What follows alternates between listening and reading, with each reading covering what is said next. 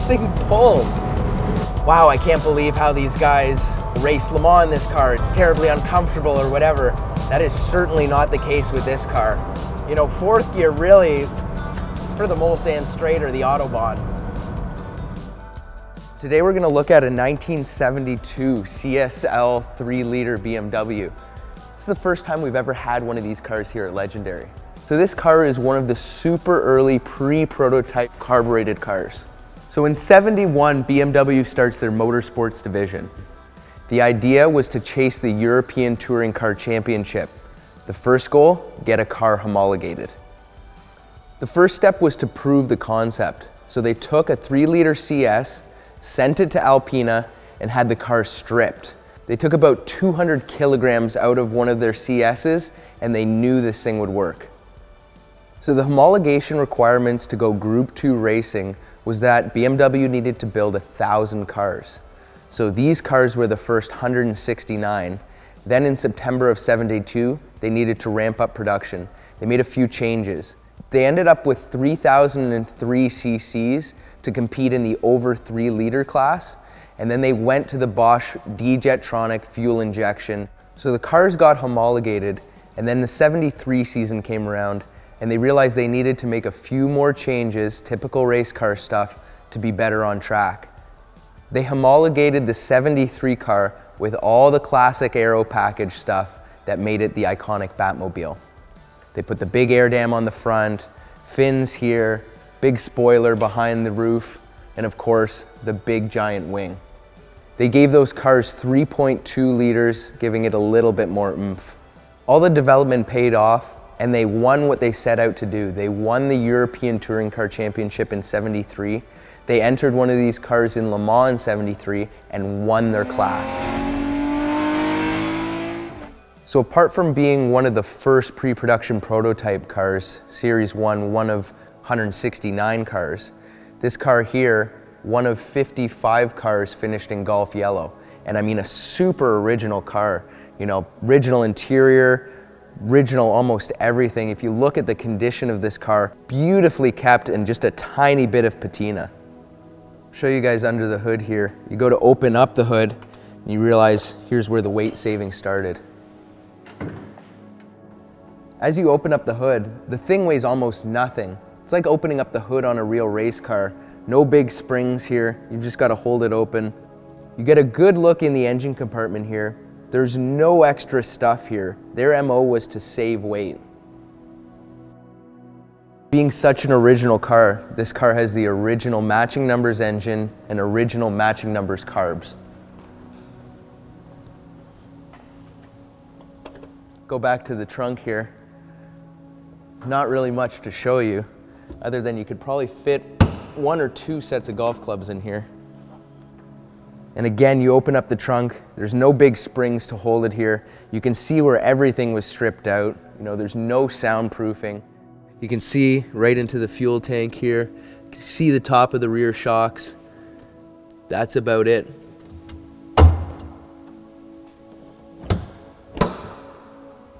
These cars just have the classic BMW look. The multi-alloy spoked wheels, the big badges on the side, the big stripe down the side with the 3-liter CSL. Just a great, clean looking car. Well, we've got the keys to this thing. We may as well take it for a spin.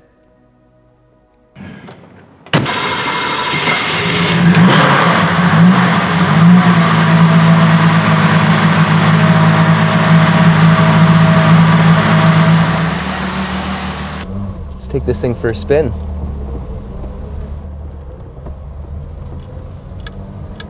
Car is up to temperature.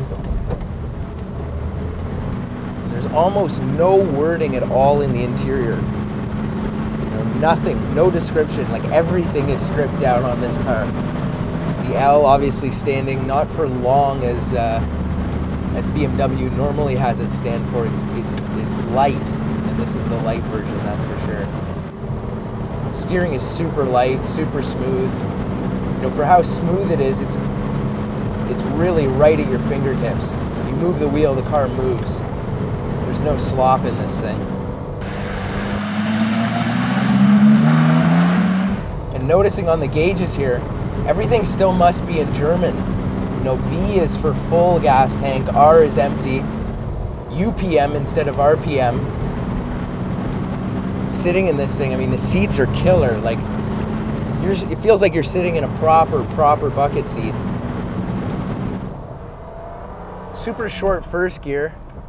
Again, fairly short second gear, but big, long third gear here. You know, fourth gear really, it's for the Mulsanne straight or the Autobahn. Like third gear, it needs to be up above 4,000 RPM, well over 100 kilometers an hour. Okay, let's step on this a little bit here.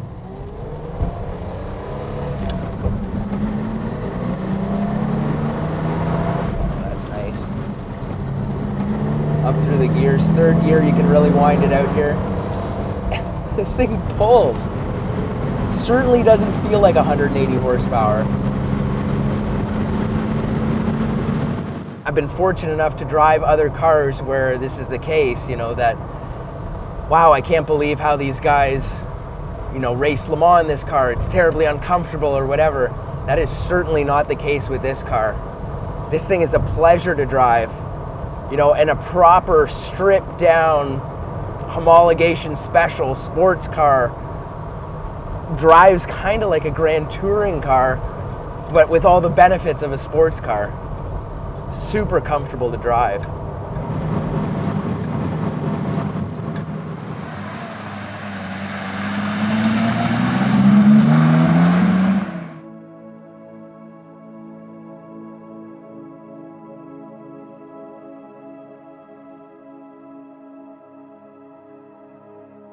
What a nice afternoon drive. No issues. Man, I've got a whole new respect for these cars. When you think about it, really the first car that BMW Motorsports division put out, this car really started it all as far as the M series stuff, you know, all their big wins. This is the original hot rod. So now we've got to ask ourselves the question, do you need a car like this? No.